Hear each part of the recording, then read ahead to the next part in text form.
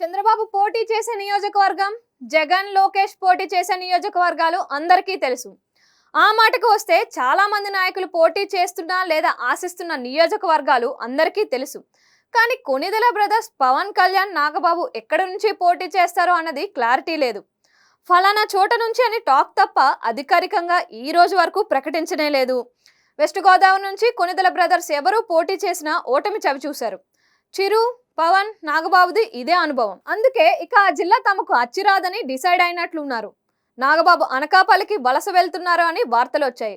వార్తలు రావడమే కాదు, పవన్ స్వయంగా 2 సార్లు వెళ్లి కొనతాలను పార్టీలోకి తీసుకువచ్చి అనకాపల్లి ఎమ్మెల్యే టికెట్ ఇచ్చారు. నాగబాబు అక్కడ ఉండి తిరుగుతూ తన పనులు తాను ప్రారంభించడం మొదలుపెట్టాడు. అందరినీ పిలిచి మాట్లాడడం కూడా మొదలుపెట్టారు. ఇంతలో జనసేన తొలి జాబితా వచ్చింది. దాని మీద పార్టీ వర్గాల్లో, అభిమానుల్లో రకరకాల స్పందనలు వస్తున్నాయి. దాంతో నాగబాబు దాదాపుగా సైలెంట్ అయిపోయారు. ఇదిలా ఉంటే పవన్ తన పోటీ కోసం పిఠాపురం ఎంచుకున్నారని, అక్కడికి దగ్గరలో హెలీప్యాడ్ ఏర్పాటు కూడా చేసుకున్నారని వార్తలు వచ్చేశాయి. దీంతో అక్కడ తెలుగుదేశం వర్గాల నుంచి వ్యతిరేకత కూడా ఉంది. మాజీ ఎమ్మెల్యే వర్మ ఇండిపెండెంట్ గా పోటీ చేస్తారని వార్తలు వినిపించడం ప్రారంభమైంది. దాంతో దాన్ని కూడా అబేయన్స్ లో పెట్టినట్లు కనిపిస్తోంది. అన్నదమ్ములు ఇద్దరు ఓ జిల్లా నుంచి పోటీ చేయకూడదని అనుకుంటున్నారు.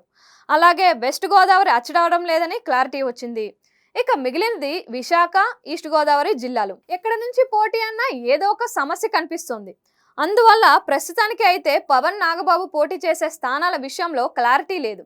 అసలు ఇద్దరు పోటీ చేస్తారా, లేక నాగబాబు మాత్రమే ఎమ్మెల్యేగా పోటీ చేసి పవన్ రాజ్యసభ మార్గం ఎంచుకుంటారా అన్నది కూడా అనుమానమే. జగన్ కు టన్నుల కొద్దీ భయం చూపిస్తా అన్న పవన్ అసలు ఎక్కడ పోటీ చేయాలో, చేయగలరో లేదో క్లారిటీ ఇవ్వడానికే భయపడుతున్నారా?